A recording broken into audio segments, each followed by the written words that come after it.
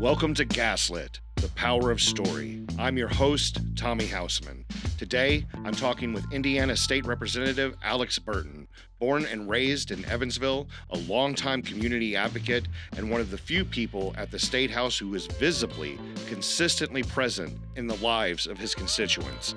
In this conversation, Alex talks about why he refuses to leave the neighborhood he represents, why he carries real stories from families, seniors, and workers into committee rooms, and how he's trying to legislate in a system that keeps prioritizing redistricting and economic development while people at home are choosing between power, food, medicine, and rent.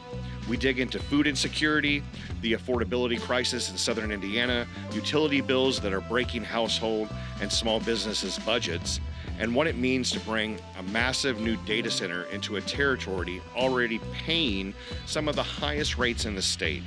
We also talk about AI, jobs, and what happens to a community when long-term decisions are more vampiric than nurturing. Most importantly, Alex shares his storytelling from the people he serves is changing minds inside the State House, and why building coalitions across cities and across party lines is the only way forward. Stay with us. This is a conversation about power, policy, and what it looks like when an elected official actually shows up for the people they represent. Let's get into it. All right, Alex Burton, thank you for being on Gaslit, the power of story. I'm so glad that you're here. I was hoping that maybe you could, for our listeners that like maybe not know you or what you're about, is like you could tell the why about what it is that you're doing, like why you're engaged and why you're doing things, why you're so engaged, like how you're so transparent about what's going on in Indianapolis and interacting with the community. What drives you to do that? Yeah, I guess it just came natural. So my mom is a longtime educator, and I say is because though she's retired, she's never stopped volunteering or pouring back into the community. And so I get it honest.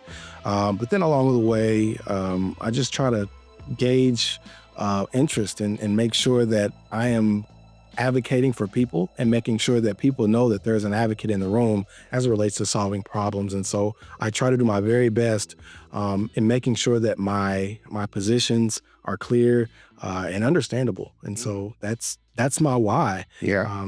I've born and raised in this community, and yes, I've had the opportunity to leave more than once. But this is home, and my family chooses to live here. Yeah. And our goal is to make it the best we can Right. as residents here in Evansville. Awesome. So your reputation in Evansville is that you're deeply present. I mean, at least from my point of view, Yeah. you have listening sessions, you're doing food insecurity work, transparency updates. Can you tell us why staying directly connected to your constituents matters so much to you? Yeah, I'll just say that it matters. It's why I do the work. Like I never saw myself as being someone elected. Mm. I saw myself in the back room being a policy nerd, hashing out the details through some big federal bill. That's what I saw. But then the opportunity presented itself. Unfortunately, the government shut down, and so I moved back home. And I haven't turned back. Saw issues that were happening, and there was just a lack of presence, a lack of urgency in getting things done. And so I owe it to my mentors and those who continue to be a listening ear and a voice for me as to why I do the work and why I try to be as impactful as I can, because I know that what I don't do means that somebody is going to go without. And so I give it my all. I'm in the public space to make a difference, and that's my goal. Mm. Well, I've really been impressed by. I mean, I follow politics pretty closely, almost in an unhealthy way, and I don't see many people doing the work like you are doing, engaging the public, taking your constituents' points of view, their concerns back to Indianapolis, and then explaining to Indianapolis what your constituents want, and then coming back and bringing back what's happening in Indianapolis to your constituents, and then getting involved. I mean, with the recent shutdown that we had, and then the food insecurity, which is already an issue, elevated even higher, and you jumped right in. I don't really have a question. I'm just really impressed with that level of engagement. Yeah, well, I do appreciate it. And again, like it's who I am. Like I was literally joking with one of my friends from college yesterday about just being present and having the ability to talk to someone who um, is someone who is adamant about listening to only rap music, right? But then also someone who doesn't listen to rap and is from rural Indiana. Being able to have that conversation, and if not having an agreement on an issue, we at least can have the conversation respectfully. And that's the aim. That's what I've taken to Indianapolis, and even now, like some of the Democratic colleagues are like, how do you have these many conversations with people? I'm like, listen, I'm here to do the work. I don't care what the political position is. At the end of the day, we need to solve problems. And Right. that's what I'm focused on doing. So And like I said, one of the biggest problems that we've had lately is with food insecurity, and that's multifaceted issue, and it existed before the shutdown. It existed before utility bills started to rise. It existed before inflation. And you've been working closely with organizations on food insecurity. What are you hearing directly from families and seniors that are shaping how you work in Indianapolis? yeah, this is the thing, because I know that I'm having the conversations. I know that some of my colleagues do not have these conversations. I'm getting it going from my from leaving my front door, going to the park, coming back home. I'm seeing neighbors, I'm seeing friends, I'm seeing family who are having challenges right now, and it has nothing to do with their lack of work ethic. It has everything to do with the system. People are working 40, 50, 60 hours a week just to make sure that their lights stay on, their rent and or mortgage is paid, and then still being able to provide for their families. That's a whole lot, and especially around this time of year, it's very weighty. And I carry that with the utmost urgency as needing to deliver for people, because it's needed. Yeah. So, how has rising utility bills, grocery costs, and inflations intersected in the stories your constituents bring to you? I mean, what are they talking about when they're talking to you about how they're hurting? Are they giving you the full picture of all the things that are really affecting them right now? It's not necessarily the full picture. It's a snapshot, and then it's immediately followed by "Thank you for the work that you're doing. I know it can't be easy," but I'm like, "No, listen. Like, what's happened isn't good enough, and bringing awareness surely is important, but it's not enough." And even going with that, I know later on this week we'll be hearing the redistricting conversation, and many of my remarks at the microphone are going to be focused back on affordability Mm. and giving real life examples of how people are barely making it. But yet here we are focused on redistricting when that's the last thing on people's mind right now. Right. And that's just being honest.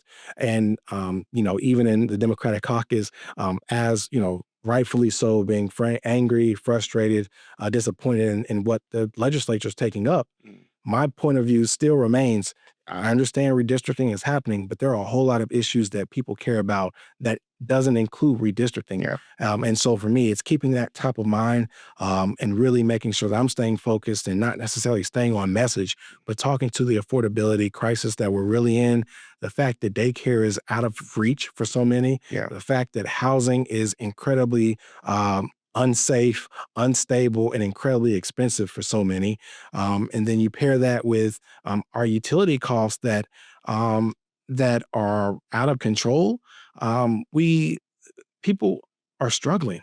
Mm. Majority of paychecks are going to the necessities, which then leaves food and medicine off the table, and it's really a frustrating point to be in, because I trying to make it with making 40 or $50,000, which is used to be considered a good Right. job. Yeah. It's really bringing it to the forefront, and people are frustrated, and there needs to be action, and somebody needs to be speaking for it. And so here I am speaking for it because action is needed. And with all this going on, all these different stories about all these different aspects of how we have this systemic struggle. And they're concentrating on redistricting, which is Friday. The vote is Friday. That'll be third reading. So Friday, yes. Yeah, and then it goes to. It'll go to the Senate. And what is your prediction? I hope that the Senate does the right thing, because the House is going to mess this up royally. That's sad, because it's really all these voices that you're talking about. I saw the redistricting map that silences a lot of voices. Yeah. Intentionally. Yeah. So during all your work, and because you've been so engaged lately, what gaps in our local safety net have become most visible to you this year, and what do you think the state is missing about how tough things are getting here? The gaps. I'll go back a little bit. Just while I was still on city council, I was adamant that our affordable housing trust fund needed to have more money in it, and thankfully that price went for the amount that was going in went from $250,000 to $1 million. So that is progress. But the fact of the matter is, there are still too many families who are living in homes with terrible insulation, which leads to higher cost, absent landlords, and then with that, appliances that may or may not work, and that story happens and exists far too often. And the fact that a old home that may be valued at $15,000 has a rent that's $1,200 to $1,500. That's insane. Yeah. And we also see a decline in home ownership, which was a huge concern. But then also, you pair all these things together, it makes it impossible to survive. And it's unfortunate that a lot of the population who is impacted the most are so turned off from politics that they don't want to weigh in. Yeah. And so, because they feel like their voice doesn't matter. And that is the most frustrating thing and the furthest thing from the truth. But just trying to get people motivated to vote and pay attention to what's happening is really, it's the way out of this. Things aren't just going to magically get better. We have to demand change. Yes. And that means at the federal level. Mm-hmm. And so far, I really believe that the Republican Party is just taking people and perspectives for granted and feel like they can do whatever they want, as what we're seeing with the mid-cycle redistricting attempt. This is nowhere near the top of mind for anyone, right? Except the wealthy and those who can afford to think of something random as this. Yeah. And so that's the reality of where we are right now. And it's important, again, to address these issues. And unfortunately, the legislature hasn't even taken up any issues as simple as something establishing a basic tenant's rights, which is so insane to me. Yeah. So what have you learned from sitting with constituents that you feel your colleagues at the State House don't understand? Because we're talking about a disconnect here right now. Absolutely. So why do you think that disconnect exists? And what is it really, as one person said, or is it, because I don't feel like this is hyperbole at all. I live this struggle myself, and I do well for myself, and I still am struggling. So to have them call it hyperbole is harmful. Yeah. Hurtful. Out of sight, out of mind. Yeah. It's easy to get in a bubble and not interact with people on a daily basis. And for me, that's why I refuse to move away from the neighborhood in which I live, to the church I go to everything that I do interacts with people. And so I always want to make sure I'm connected to people. And that is my reason for doing this, is to be connected to people and to make a difference in their lives. And do you think that your colleagues that in Indianapolis just maybe they're just not doing that work? Yeah, I mean, it comes with perspective, right? Yeah. Just perspective, right? If someone's involved in the political arena for selfish or an interest, then your approach to doing the work is completely different than someone who really has a heart for the people. What do you think the biggest disconnect is? The will to do. The will to do. Yeah, the will to do. And I say that is, it's easy to say, oh, point and judge and give any and every excuse as to why someone may or may not have what they think is adequate. But everyone deserves an opportunity. And that's one of the things that I really try to bring up in any committee or hearing that I'm in is level set and at least give that real life example because they don't hear it enough. You already touched on this once, but I think it's safe to say that that the people in our city and or in our country, most of them are doing it. They're showing up. They're doing everything right, and it's just so hard. And to get anywhere, to do anything, to accomplish anything anymore, that to get out of poverty, I think that I just don't think that a lot of people really fully understand that they're in charge. Yeah. And it gets to the point where people say, why try? One of out of this last legislative session, SB 289, the DEI bill, yeah, it was terrible. The criminalization of homelessness, yeah, that failed, but that will be back this session. Yeah. But more than that, what really got under my skin was a Medicaid provision that they put in the legislation. It really hasn't got a lot of attention. But it said that if someone has someone can now pass the income threshold if they do sports betting or go to a casino and make more than $3,000 in a given year. And I was like, well, are we really trying to punish people who are literally trying to make it? People are on fixed incomes who get an unexpected $300 or $400 increase to a center point bill can no longer try to recoup those earnings or make their life make decisions. Like, what are we really doing here? And it was really at that moment that a lot of bad legislation and hurtful legislation is intentional and is really going after the people who are just trying to make it and do their very best. That's insane. I'm sorry. I'm just taken aback by what you just said. That's insane. So, okay. So now we're talking about affordability. We're talking about utility costs now. So how do you understand the utility affordability crisis in Southern Indiana?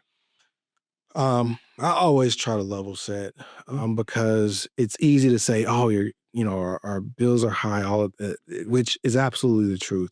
And I think what has hurt us long term is our self-reliance, the independent nature of Southwest Indiana, where we've done any and everything by ourselves. And I'll explain a little further in that. We're one of the very few communities in the United States that does not have JP Morgan Chase, Wells Fargo, Citi, or Bank of America, which we have Old National Bank, formerly Citizens Bank, which is now Fifth Third. And then what was Integra, and I don't remember what that was, maybe National City. We have a local economy. And so just as we didn't rely for outside influence or outside sources of our income, we didn't have outside influence, outside reliability for our energy cost. Everyone always says, well, let's go back to the CECO days, and I wish Vectren was still in existence. Well, times change. It's hard to, it's hard. It became harder for regulatory purposes and all the things for what was CECO to survive, and then Vectren, and then now Centerpoint. And so that self-reliance, in my opinion, has came back to bite us in the butt. And so now we have the smallest utility territory in the state that has to do all the same things that the larger AES, Indiana, Michigan Power, NIPSCO, everybody else does, but our territory is just that much smaller. So that territory that, say, double the size, which we'd arguably see less of a rate increase, but we don't have as many people in our territory, and it's a sanctioned monopoly, and their job is to make a profit, not making any excuses at all. Right. It's just the reality of what we face. Mm. And then beyond that, a lot of our utility companies are on the market and are tied to retirement accounts. And so all these things, which arguably should be handled at the federal level, are not. Mm. And so without that regulatory action, Mm.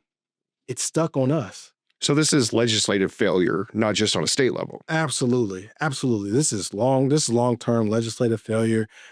Things, carve-outs that should have probably been implemented, but were not for whatever reason. And so now we're stuck. We're in a spot where we are really stuck, and it's hurting us. It's harming our local economy. I mean, obviously households, but whether you're a nonprofit or for-profit, small business entity, bills are doubling. I mean, just this past early fall, we had, the outcry really reached another level of businesses and so many others speaking out about what their costs are now.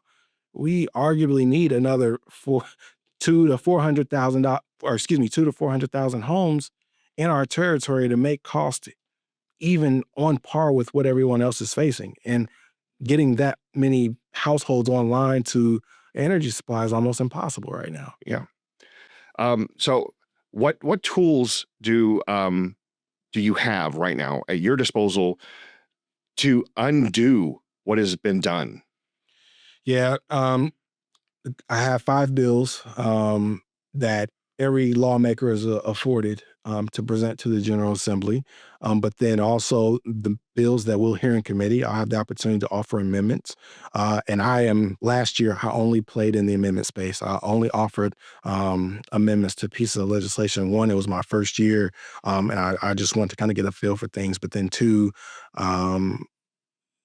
that was where I kind of wanted to ease into being a legislator. And then now this year, I have a little bit better clarity onto how I want to legislate.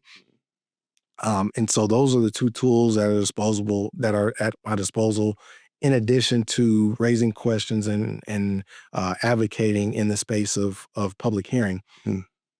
So doing those, but then also talking with the governor, the administration, Office of Energy Development, and with Secretary Jaworski. So she's on. If I had a phone from back in the day, she would be on my speed dial list. Yeah. And in a good way. I call, she'll answer. She'll call me, I'll answer. And we've really been able to have a great relationship. And my hope is that the IURC will soon have 2 members from Southwest Indiana serving, which would then take 2 of the 3 new members are from Southwest Indiana, really to then be our voice at the table. So that'd be a step in the right direction. It would absolutely be a step in the right direction. And we have recently we've talked to all kinds of people on Gaslit, businesses and experts. The last episode we talked about data centers, and there's a data center they want to put in Posey County, and it would take up like 3 times the amount of energy that we currently use in a year. And I know that one of your first legislative things that you've done for this year is about data centers. Can you explain what that was about? Yeah, sure. So the bill that I filed is all about regulating the water coming through data centers. Whether you like data centers or not, they're not going to leave Indiana tomorrow. Yeah. That's just the reality of it. But I think that an important aspect of that is making sure that we're checking the water that is coming out of the data centers before they're ending back up into our wastewater and then back through our faucets. Yeah. That should be checked, and that is not right now anywhere on the books on code or legislation. So Right. that's the bill I filed. Yeah, that's so I wanted to do that simply to keep the conversation around data centers, but then also having something tangible to say, hey, we're making our way to regulation. What that looks like for us in Southwest Indiana, bringing a data center on in our territory, I hope, and again, it is a hope, that it then could spread our energy costs and the infrastructure that we have around. This is not saying that I'm pro data center at all.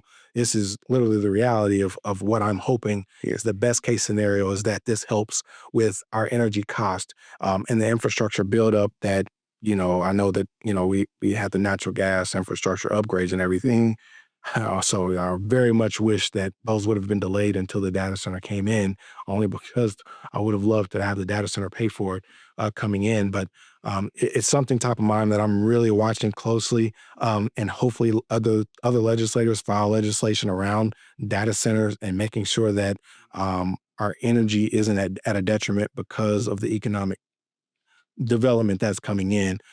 Economic development cannot be at the forefront of Hoosiers, just everyday Hoosiers. And frankly, I feel like that has been the case. It's been all about economic development and forgetting about Hoosiers and forgetting about people who are living in working jobs and working 2 and 3 jobs to make it. And so I really am hoping that through all of this, there is a focus on the people and putting Hoosiers ahead of the economic incentive or investment of what data centers or anything else could come from.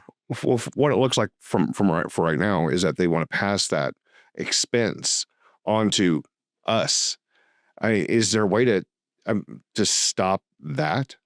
Yeah. So I think that definitely is something that is going to have to be a coalition bill, because there are people in the state house that are not interested in listening to what everyday people are experiencing. And so that's where I have to keep beating that drum to make sure that this becomes a priority.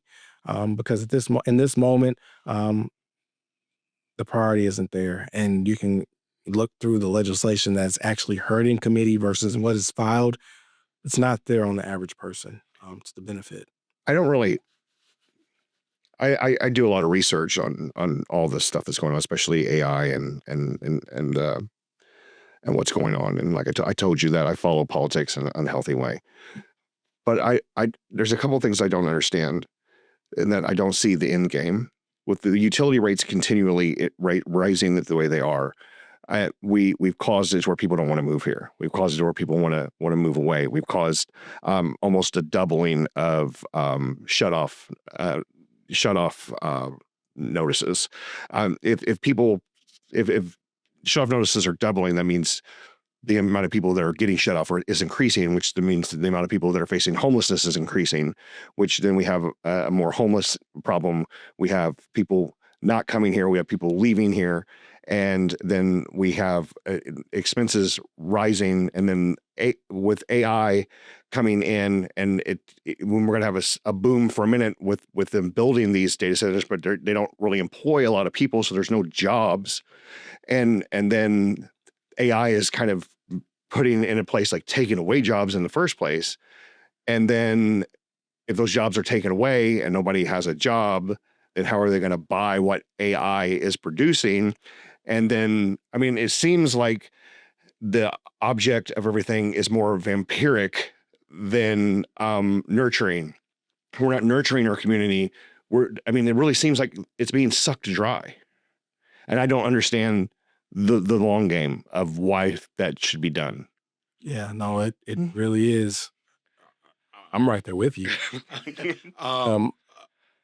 We have to, again, this is why all this is important, right? Like we're at a very critical time when it comes to just all of this.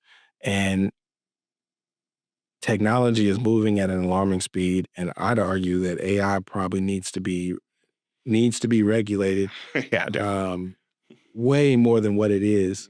But then, then the argument comes in, well, it's a security threat if we don't have the data centers on it. Okay, well, there has to be a balance to all this. Right. At one point, do we say enough is enough? And I'm not sure those guardrails are in place to say, this is, what's the safeguard? Yeah. There is none. And that is incredibly problematic. But, you talk about all these things, but again, redistricting is taking the priority right now. Yeah.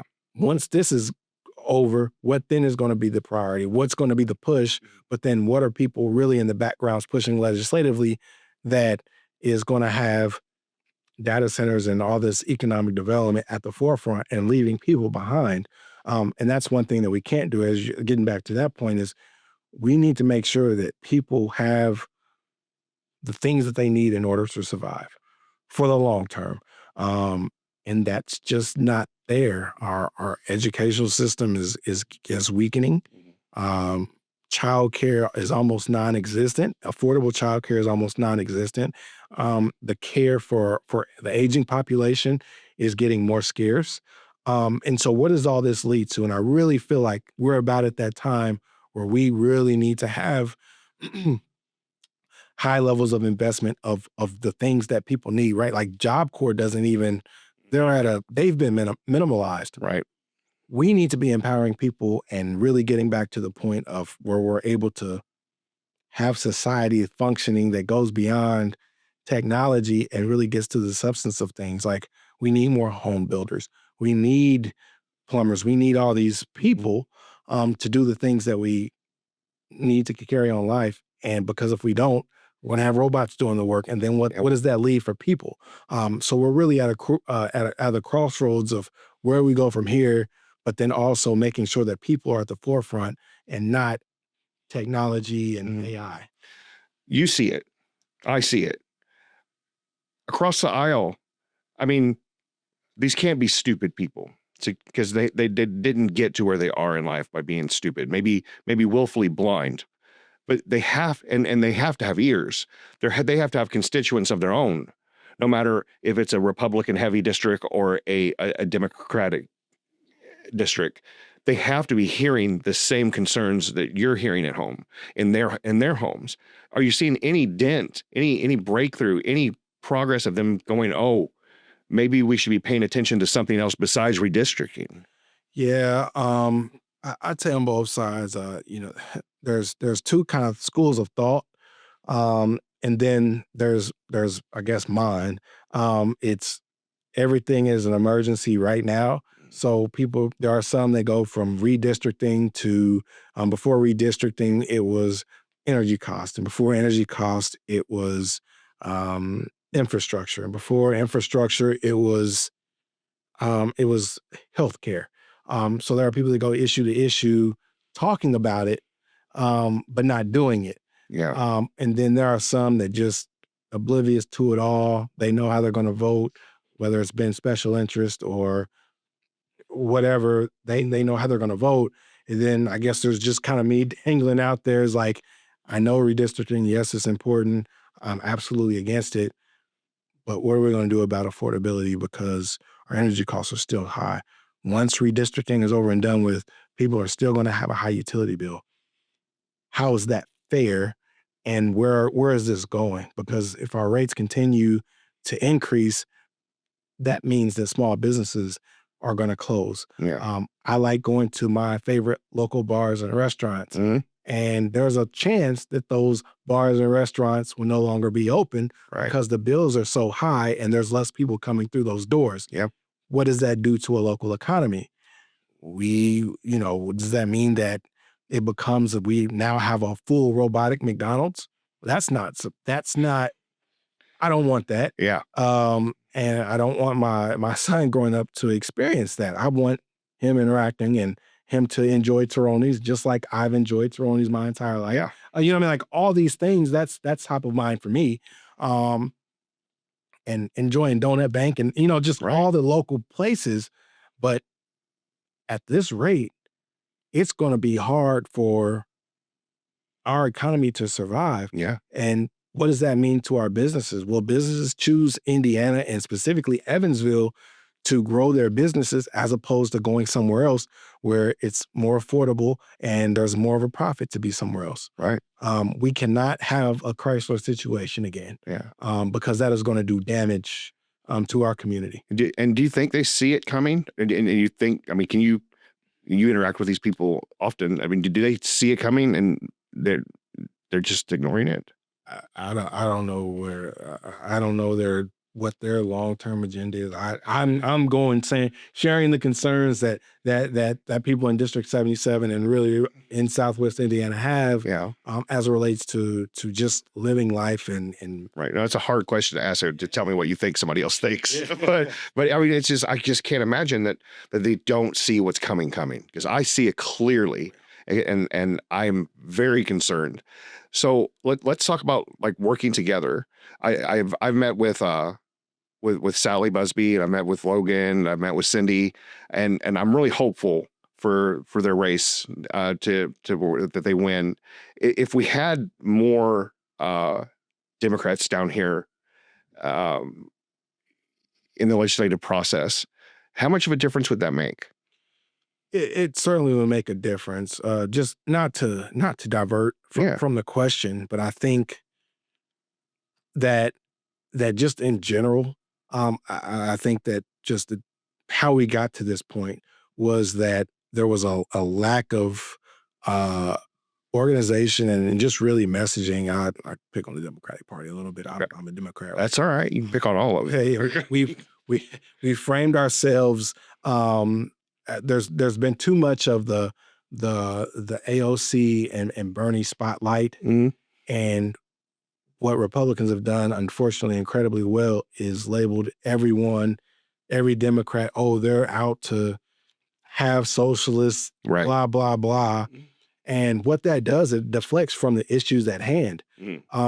Instead of talking about utility bills, I'm gonna tie Alex to, I don't know. I'm gonna tie Alex to Bernie. I'll tie Alex to Bernie, and he's bad because he does exactly what Bernie says he does. Like, okay, like I'll take it. Okay, The Mondami of Evansville. yeah, like oh, that becomes the attack, and that's hard to cut through, like, because it's so unexpected. It's so it's left field. Like, no, let's solve some problems here, and I'll take it. I'll pick on myself. I even think back to the first time I ran for city council. It was this.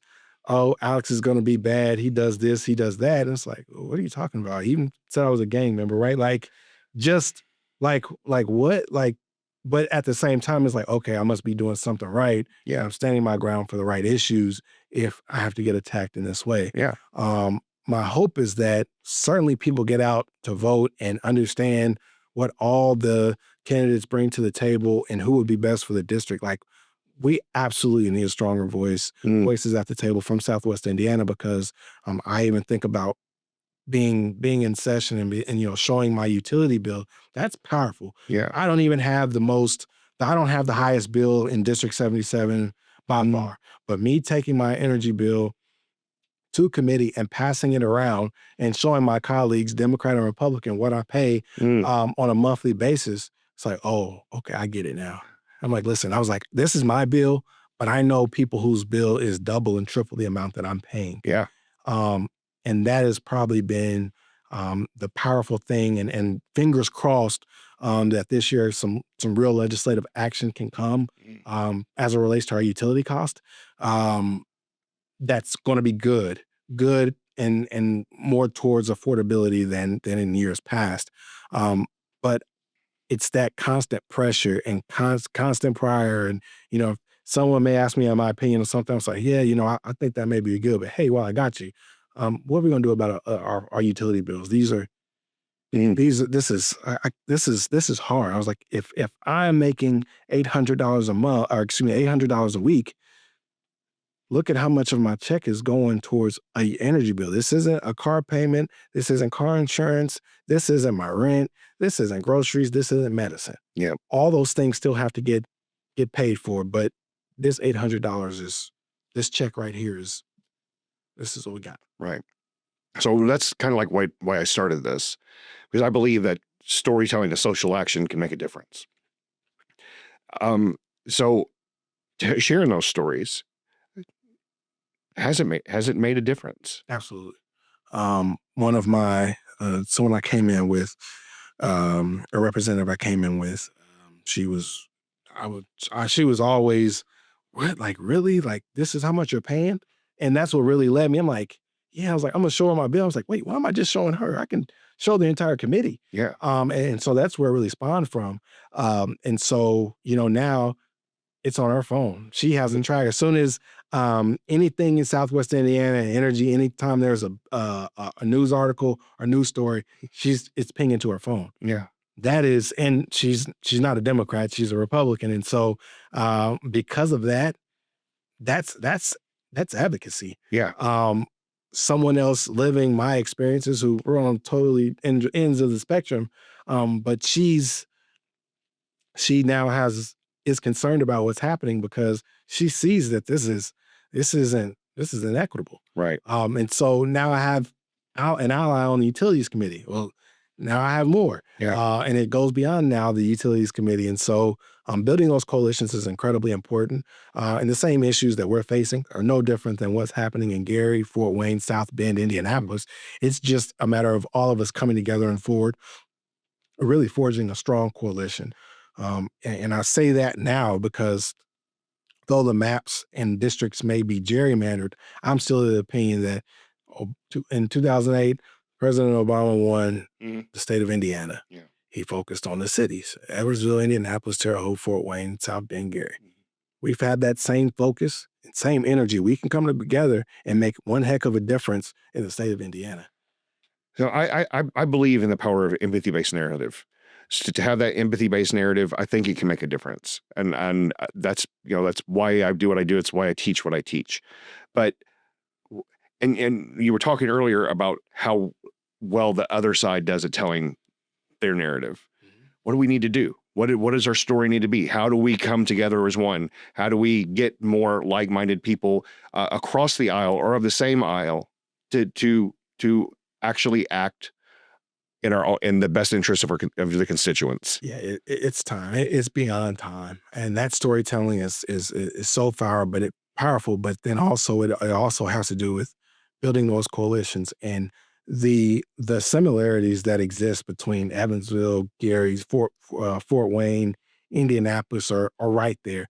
Increases in utility bills, food deserts, housing, public education. Those four issues. Every city we have the same issues, and it's up to us to not only build the coalition but then provide the outcomes that really get us to a better place. And so that is my mission. That is my goal, to make sure that we're really building a one heck of a coalition to focus in on really solving all of what we face.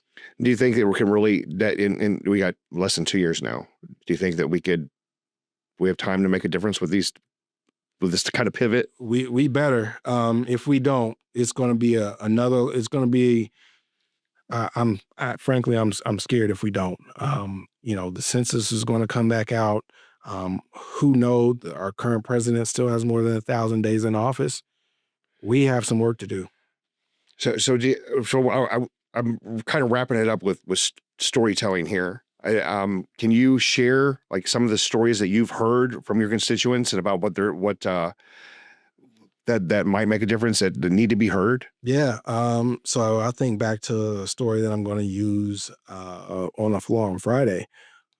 A family here, a grandmother has taken in her granddaughter and great-grandchild because the price of everything is so expensive.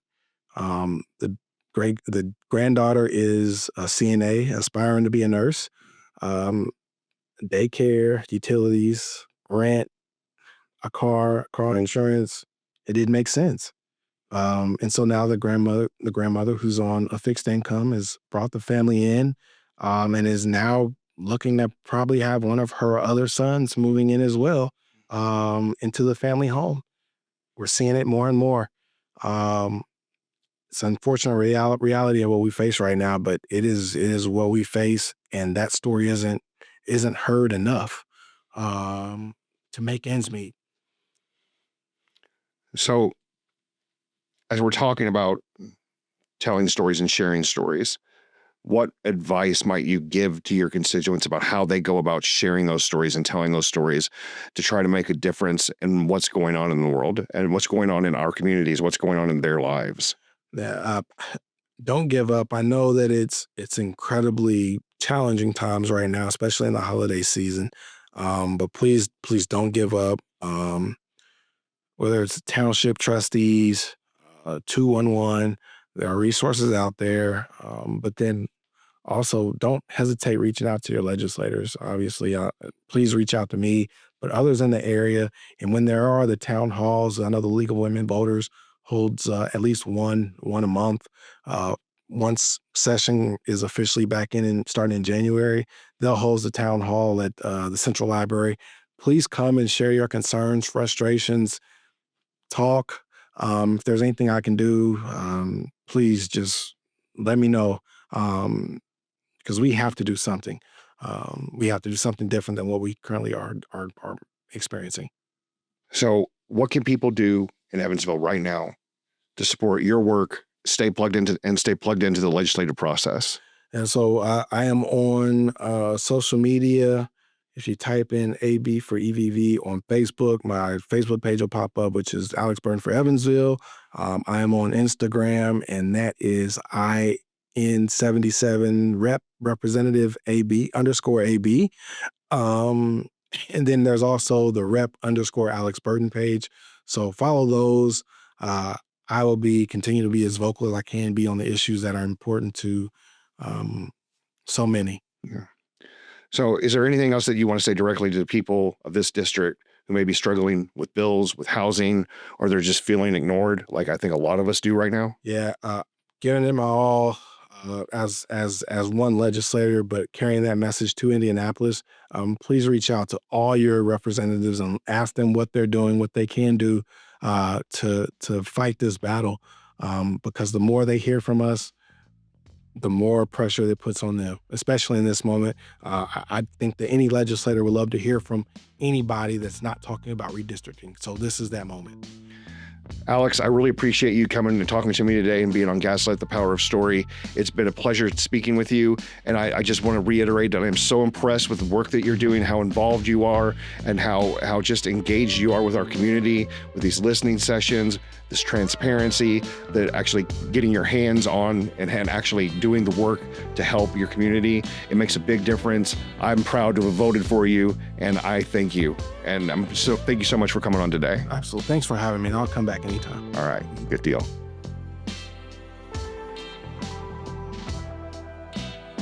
That was State Representative Alex Burton on Gaslit, the Power of Story. In this episode, you heard what it looks like when a legislator stays rooted in the community they serve. A grandmother taking in her granddaughter and great-grandchild just to make ends meet. Families working 40 to 60 hours a week and still falling behind. And an entire region trying to survive the collision of high utility bills, unsafe and unstable housing, food insecurity, and a legislature that is more focused on mid-cycle redistricting than on basic affordability. Alex walked us through how long-term legislative choices and deregulation helped create this crisis, why Southwest Indiana's small utility territory is paying such a steep price, and how new pressures from data centers and AI-driven automation threaten to deepen the harm if people aren't put before profit. He also showed how a single energy bill passed around a committee room can shift perspectives and create unexpected allies when it's grounded in a real person's life. If you live in Evansville or anywhere in southern Indiana, Alex is asking you not to give up.